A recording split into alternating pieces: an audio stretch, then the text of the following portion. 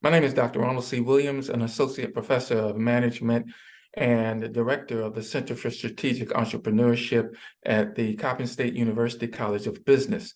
It is my pleasure as we celebrate Global Entrepreneurship Week to bring to you today a webinar on the Community Development Financial Institutions, CDFIs. We're going to hear today from two of Baltimore's finest, that is Baltimore Community Lending and MCB, who are going to share information about what their services are, how you can access their services, and how their services will benefit your businesses. So enjoy the information, and I'm sure it's going to be beneficial to your entrepreneurial endeavors. Thank you very much.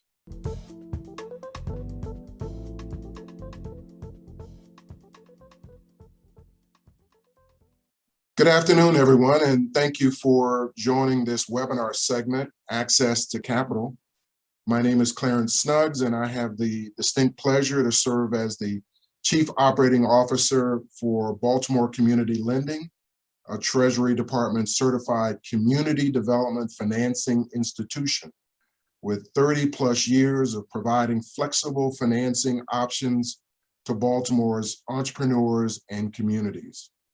I'd like to thank Dr. Ron Williams and his team at the Center for Strategic Entrepreneurship at Coppin State University for this opportunity to share with you my thoughts about our topic for today, access to capital.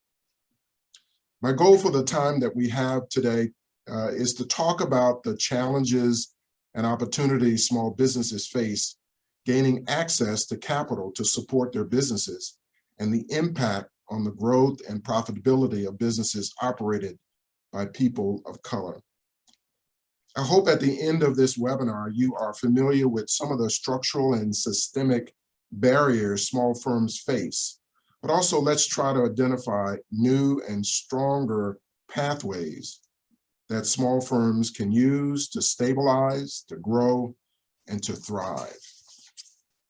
Before we start to better understand the challenges and opportunities, let's go over a few important terms for background's sake.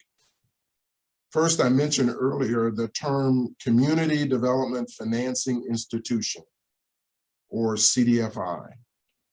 These organizations trace their roots back to the late 1800s and to the early 1900s, where various ethnic communities sought self-help solutions because traditional financial institutions ignored or abandoned them.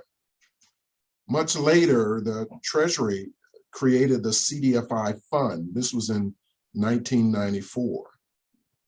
CRA was revised in 1995. Foundations, corporations, and even banks started supporting community development financing institutions based on their success over time. The key to CDFIs is that they are mission-driven, not stockholder value-driven. And CDFIs come in various flavors, if you will. Community development banks, community development loan funds, community development credit unions, micro enterprise funds, community development corporations, based lenders and investors, and community development venture funds. And the key here is they seek a double bottom line. What does that mean? They look for economic gain and the contribution that they can make to the local community. Again, they're mission-driven, not stockholder value-driven. Now here comes a shameless plug. At Baltimore Community Lending, our mission is to support the revitalization and strengthening of underserved Baltimore neighborhoods through innovative and flexible financial assistance designed to provide and promote community development. So let's go into our definitions further. Capital, money or resources needed to open, operate, and profit. Let's dig a little deeper. Anything that increases your ability to generate value, typically financial assets held by your company that can be used to leverage growth and build financial stability. And there are a lot of different sources of capital. Small businesses, especially minority businesses, start off self-funding with equity. Personal savings, credit cards, retain earnings from their business enterprise. And then there's something that I call the 3 Fs: friends, family, and fools. These are the folks that believe in you without any hard evidence, and they invest in your vision, your dream. Then there are traditional financing sources, here commercial banks, which issue debt, and alternative sources, and there are a number of those. There are CDFIs, as I mentioned. Fintechs, which is financial technology companies, online business enterprises. Community banks, credit unions, government loans, crowdfunding, securities, and even bonds. A lot of different options. We can't forget the Small Business Administration and state and local economic and rural agencies that provide support and guarantee loans to small firms through third-party agencies and organizations. Let's keep this simple. If you borrow money, it's called debt. If you sell stock, it's called equity financing. And when you talk about traditional loans, when we talk about traditional loans, we're talking about loans from a bank when we talk about traditional loans. I'll be citing data from a host of reports and white papers and articles and surveys for my talking points on access to capital. So I'm going to go ahead and give you some of those reference points up front. The first is an article titled "Black Small Businesses Own Credit Concerns Didn't Fade with the Pandemic." Analysis of the Federal Reserve Small Business Credit Survey report on firms owned by people of color. This was in 2021. A landmark 1992 Boston Federal Reserve study. If you haven't seen that, you need to get that. That gives a lot of background. It sets the stage for a lot of policy that's been set, policies and procedures that have been set. This is a landmark 1992 Boston Federal Reserve study. And its companion a little later on was the 2017 Chicago Federal Reserve study that addressed Black wealth disparity. And then we have small businesses that need access to capital to power recovery. This was written by Adam Millsap. This is published by an organization called Stand Together. This is a Charles Koch Institute organization. Various articles and reports taken from the Small Business Administration's website, a good source of information for background. And this particular one came from, some of these came from the Office of Capital Access Resources at the SBA. So let's get started. Access to capital. So capital is the lifeblood of any business, but especially small businesses, because without it, most entrepreneurs cannot start a new business or grow an existing business enterprise. So let me repeat that. Capital is the lifeblood of any business, especially small businesses. Without it, most entrepreneurs cannot start a new business or grow an existing business enterprise. Getting capital, especially from a well-regulated, risk-averse financial institutions, in this case, banks, is difficult for any business, but especially startups and small firms that lack experience and established credit history. Startups use many different strategies to grow, but they all come back to adequate funding. Otherwise, the firm will find it difficult, if not impossible, to get to scale. There's plenty of money out there. What's missing is a lack of connection and relationship between those who need capital and those prepared to offer it. To get past the structural and systemic barriers, you have to speak the language, position your firm properly, have or establish relationships, or connect to alternative funding sources. Most startups and small firms begin with self-funding. Then consider debt. Cash on hand is part of that self-funding, savings, personal credit, friends, families, and fools, as we talked about earlier. These are the personal venture capitalists, if you will, who invest in you. Here's one of those statistics that I want to cite, just to put things in perspective. 30% of small businesses and middle market firms have not raised capital in the past 3 years. And 40% of firms do not anticipate raising outside capital in the next 3 years. That may be a little contrary to what you might have thought. When they do borrow, they tend to go to traditional banks first, driven by strong relationships, those that are the ones that are successful. And then next, there's private equity, then venture capital, and then non-traditional financing sources like the ones that I talked about earlier. A few points to remember. More than 50% of small enterprises failed in their first year. Repeat that. More than 50% of small enterprises fail in their first year. And more than 95% of startups fail in the first 5 years. Why? Lack of market demand for 55% of those that fail. They run out of cash for 29% of those that fail. And then there are those that are not being able to identify the right teammates, getting that talent, that labor, that skilled labor on their team. Now, COVID has drastically changed the operating paradigm for most businesses. Those who can pivot, it's a new word I'm throwing out, may survive, but those who cannot may fail. There's always a challenge in the environment. The question is, are you able to identify it, respond to it, and are you prepared for it when it comes? It could come in the form of a natural disaster. There are macroeconomic factors that take place, like the supply chain problems that we're going through right now. There's recession and even depression at sometimes. And then there's something a little bit local, competition.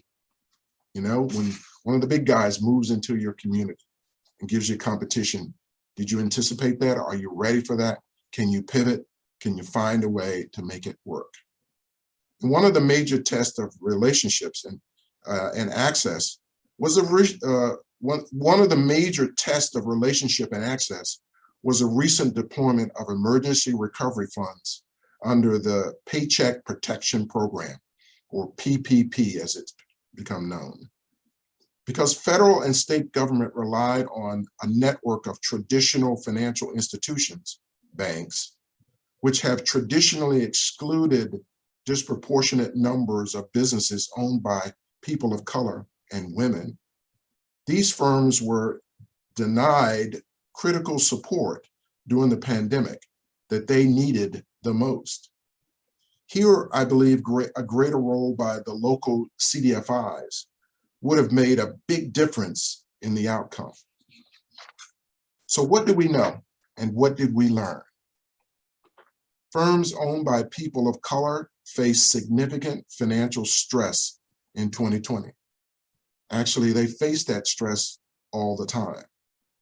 Firms owned by people of color, especially Black-owned firms, were less likely to receive all of the PPP funding that they requested, if they received any funding at all. What's the outlook? Firms owned by people of color expect revenues and employment and operating challenges to persist to the end of 2021 and beyond. Even good credit score firms owned by people of color were less likely to have their financing needs met. Only 61% of Black firms owned by people of color applied for PPP, compared to 85% of Asian-owned firms. Access to credit among Black Americans has and continues to have a negative impact on these communities, creating and expanding what's called a racial wealth gap. As a result, Black Americans have been systemically excluded from homeownership. through unjust policies and procedures and practices. A lot of those started right here in Baltimore. As a result of the inability to trust traditional financial institutions, those relationships have weakened, driving some to predatory lenders or other opportunists. Some say that the solution is fintechs or financial technology companies. These are online financial technology companies, that they will expand the ecosystem for small and Black-owned businesses. I think it's something more. I think it's CDFIs linked to traditional banks as a pathway to stability, growth, and success. So to summarize, here's what I would suggest. Do your homework, do your research, understand what's going on. When it comes to access to capital, understand who's out there, who they lend to, what their expertise is, and how your organization, your firm, fits or does not fit into that source. So know the players, know who's out there. If they are traditional, non-traditional, you want to know who's out there and what they're doing. Develop a plan. Not only a plan for marketing your products and services, but a debt plan to go along with it, to understand how debt and credit fit within the operation of your organization. Establish important relationships. If you take one thing away from this conversation today, I would say that it's establishing relationships with traditional and non-traditional financial institutions before the financing need is identified. That way, when it's time, you're not unknown to that lender. They've already understand who you are, what you do, and how it all comes together. And most importantly, how you're going to be able to utilize those resources and pay them back. And then persevere. You know, through it all, I think the legacy of African-American owned and other firms owned by people of color have demonstrated an ability to survive throughout the recessions, depressions, pandemics, and all kinds of things that are going on. So be prepared to persevere. And that means to identify challenges as they see them on the horizon, prepare for them, have a plan of operation, and be prepared to pivot if necessary to be able to survive and grow and thrive. There's access to pathways out there, but the pathways may not be a straight line. If you have questions, call me at Baltimore Community Lending. I'm Clarence Snuggs, and I want to thank you for your time, your ear, and hopefully you have been able to benefit a little bit from this discussion around access to capital. Have a great day.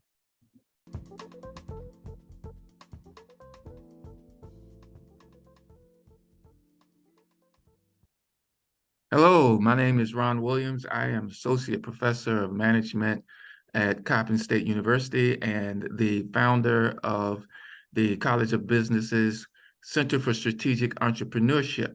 And we want to welcome you to Westside on the Rise. And this is a special edition, our Global Entrepreneurship Week edition. As some of you may know, the month of November was just recently declared by President Biden as National Entrepreneurship Month, and Global Entrepreneurship Week falls within November as well. So from the 13th through the 17th, we are celebrating all things entrepreneurship. So we're glad that you are able to join us today. And today we have a very important conversation about CDFIs and the value of CDFIs as a source of funding for businesses and the role that they play, that's particularly for small businesses and businesses of members of underrepresented, underserved communities. So we think this is a very important conversation for us to have, particularly in light of some of the statistics that exist in terms of access to capital. So it is my pleasure today to introduce Mr. Nick Rudolph to you. And he is with Maryland Capital Enterprises, and he's our expert guest today, and we're glad to have him. Nick, welcome to Westside on the Rise. Thank you so much. I'm excited to be here. Nick, tell us a little bit about yourself and about Maryland Capital Enterprises. Sure. So a little bit about myself. I am from Maryland, grew up and went to school in Prince George's County, left the state to go to Pennsylvania for a while and moved to Baltimore actually to join AmeriCorps. After I did that, I was able to work for the Baltimore Main Streets program, which really got me interested in working with small businesses in historic shopping districts and really let me learn sort of what the businesses in Baltimore are thriving at and where there are needs. And so when this opportunity at Maryland Capital Enterprises came up for me to work even closer and more directly with the small businesses, I jumped on it. And what we do at Maryland Capital Enterprises is we are a CDFI, or what's known as an SBA micro lender. So our loans can go up to $150,000 depending on the age of the business. So we're not, building buildings. We're really helping folks who are getting off the ground. And we're usually helping folks who the term is unbankable. So folks who can't get a bank loan. And there's various reasons for that. In Baltimore, lots of people think it's just because of credit, which of course is one of those things. But also banks aren't interested in some smaller loans sometimes because there's not a lot of profit in those loans. And also they are they're not interested in businesses that they don't understand. And a lot of the folks in Baltimore come from creative communities. And so they're doing businesses that aren't as traditional as what a bank might fund. And we're able to look past that, see what that business is going to do to help bring jobs to the community, bring pride to the community. And we can often, help them out with some capital for working capital or to, get started. Okay, that's wonderful. How long have you been with Maryland Capital? So I started in 2015 and came on full time in 2018. So about 5 full years of doing this. Yeah, but I think I read somewhere that you said you had dedicated your life to helping out small businesses because you recognized. Yep. Yeah. Well, I graduated school with a journalism degree and realized that wasn't for me, and that's why I joined AmeriCorps. And I got to understand how small businesses are really the backbones of communities. They're what helps start to build strong communities. And it was just sort of a very fun and cool thing to do. I get to do something that helps people that I enjoy, and then I also get to know about all the new businesses in my community early, which is nice. Having the experience that you've had and making such a commitment to helping small businesses, what are some of the difficulties or the barriers that you have witnessed or observed over the years that has perhaps made it more difficult for smaller borrowers? Sure. So there are 2 major ones, and the first one is credit. In a lot of communities, there is not a lot of access to credit. The issue isn't that folks have bad credit, it's that they have no credit at all.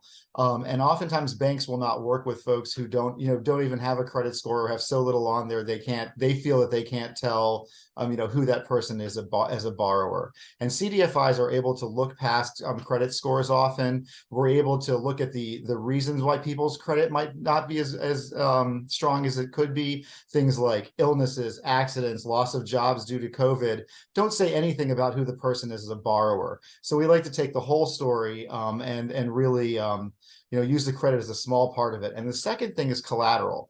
Almost all loans require collateral. And a lot of folks that we're serving don't own homes, they don't own cars, so they don't have traditional collateral.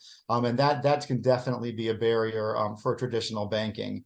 And then another thing that we deal with is that there's just a distrust sometimes of banks, whether or not it's warranted. And so sometimes when we're coming into those communities, we really have to make folks understand that we're nonprofits, we're servants, and we're here to help them out. We're not here to make a buck, we're here to build their community. But once we get in those communities, once we start talking to the folks, it just becomes a glorious, wonderful relationship where we see how small businesses just explode and build neighborhoods. That's incredible.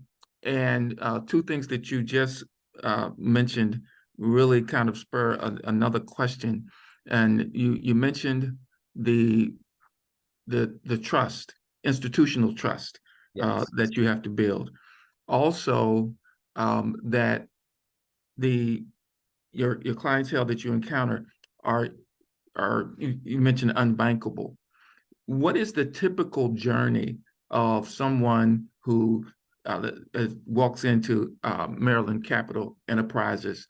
Their engagement over what period of time? What is it? Is there a typical period of time that people engage with the organization? So the answer to that is no. Sometimes we have folks who talk to us for a week, have everything ready, apply for a loan, and a month later they get their money. There has also been clients, one that I can think of right now that I started working with in 2015.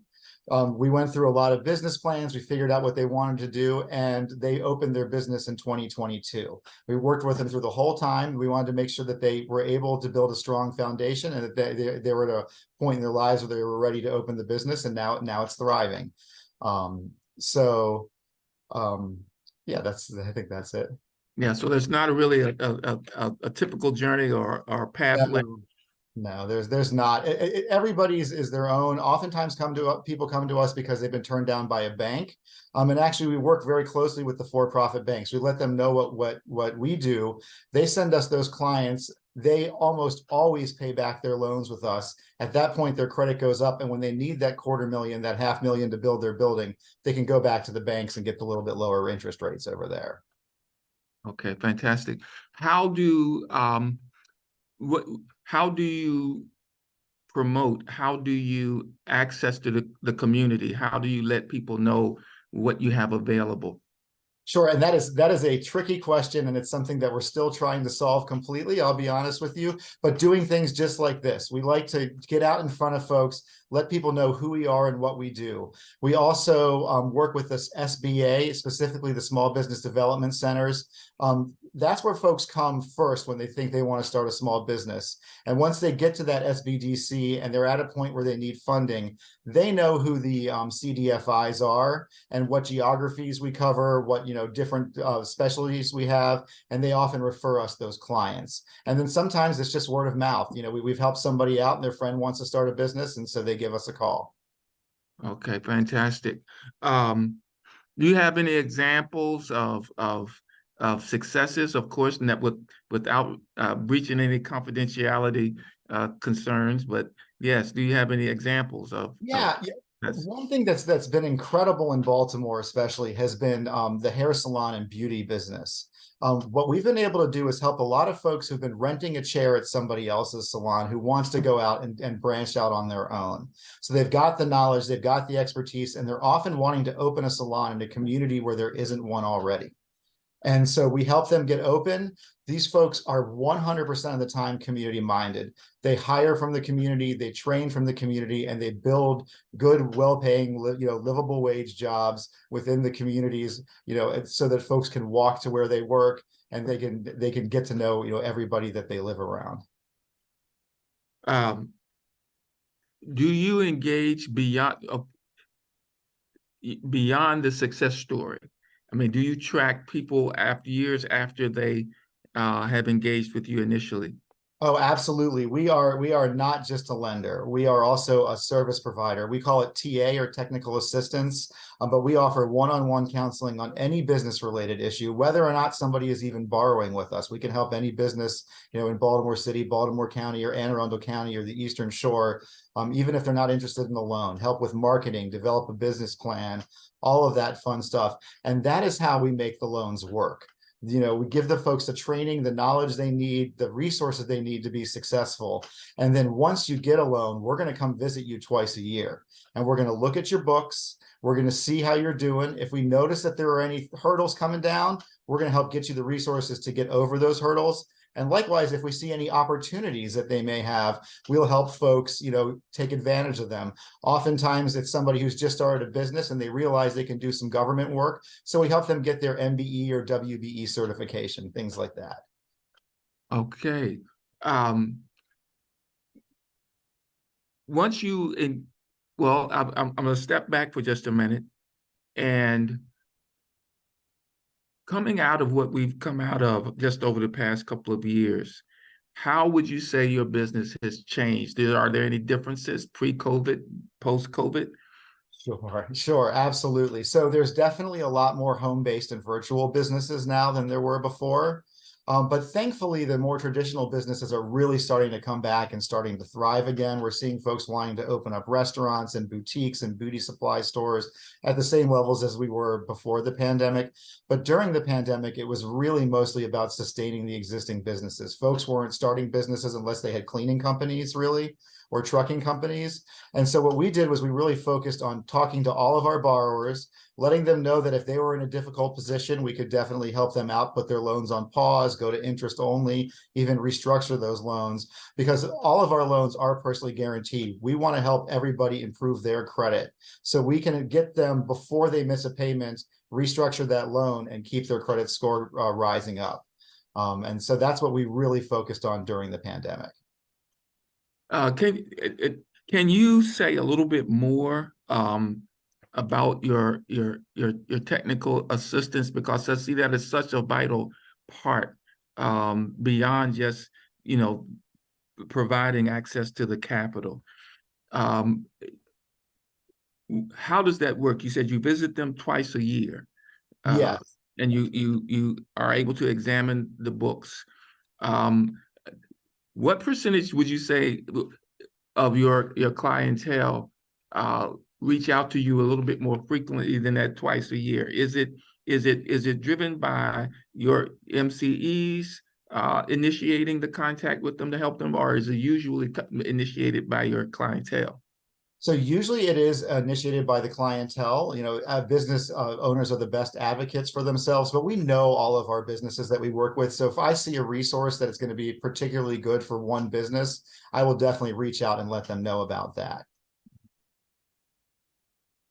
And I want to focus in on this because it really, I think, relates back to the building trust with your clientele. And I guess this is the community aspect of community development financial institutions. And is there any support among your clientele?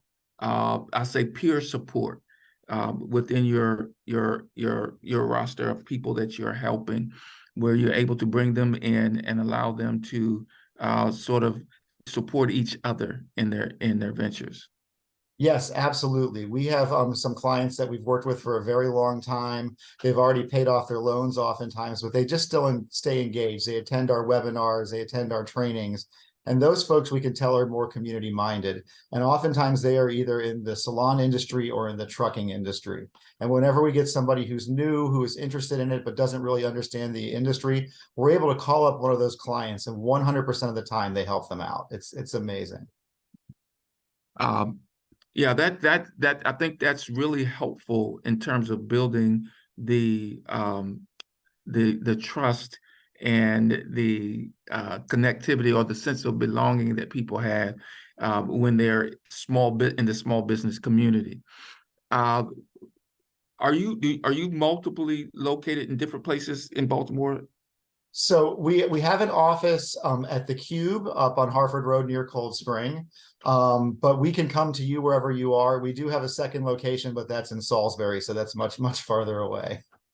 Okay, and that brings up another interesting point about MCE. I read some of your history, and the fact that the MCE started on the Eastern Shore, and you still have an office in Salisbury, and you have one in Baltimore.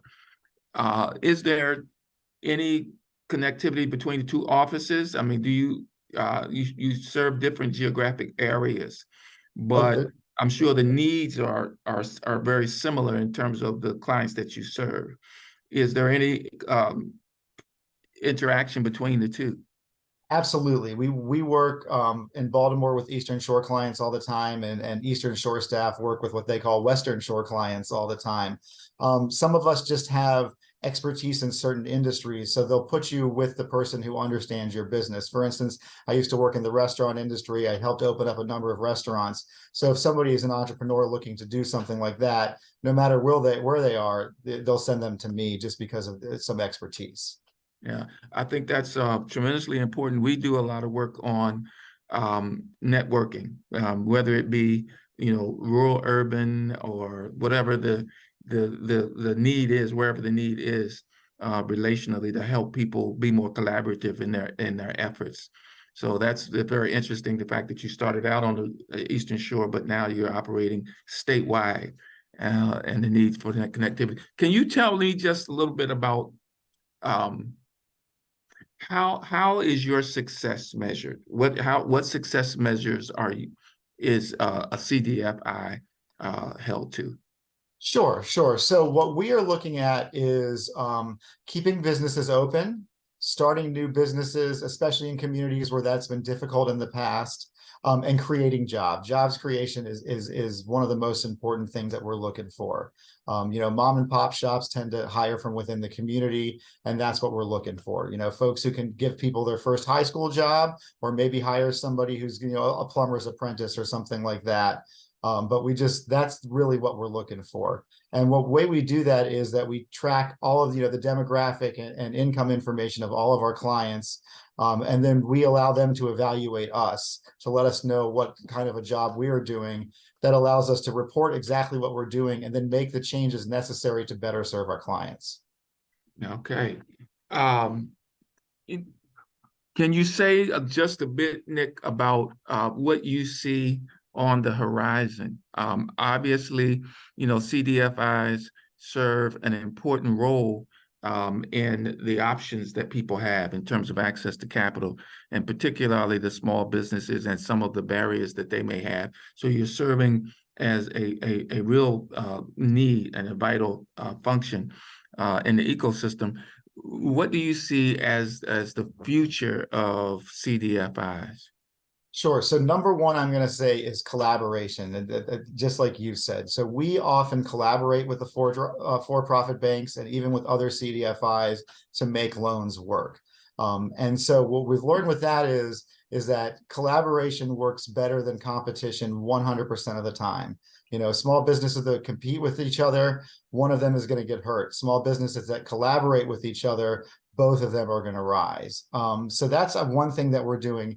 And then the other thing in the CDFI world that we're always talking about is removing those barriers to access to capital.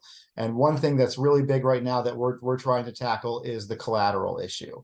So we're talking about trying to raise funds to have a collateral pool that we could use for folks to borrow against, or to find service providers who can do those loans without collateral, so that we can give our clients to them so they can better serve them.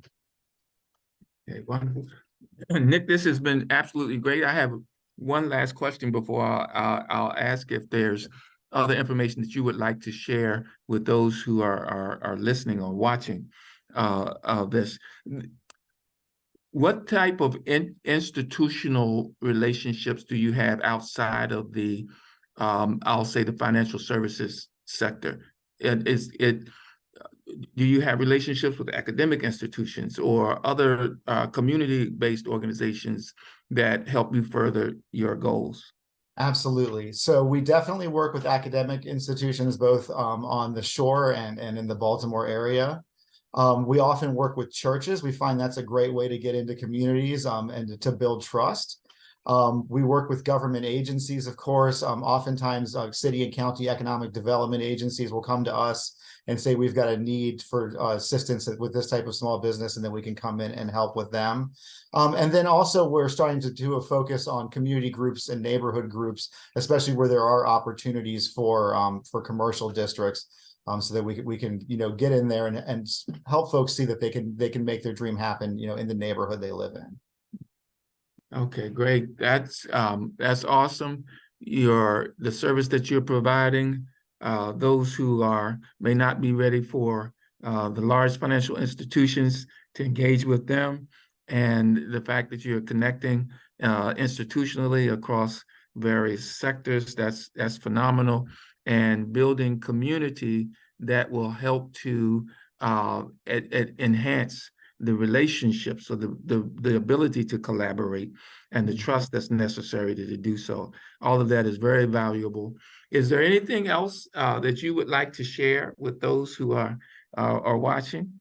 Sure, sure. So one thing that I would not want to miss is that Maryland Capital Enterprises is an SBA Women's Business Center. So for businesses that are 51% woman-owned, you do not need to be WBE certified.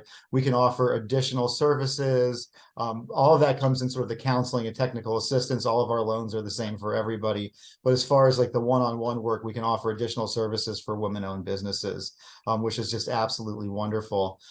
We also have a very sort of unique loan product that's called a credit builder loan that does not require any collateral. It's for $500 to $5,000.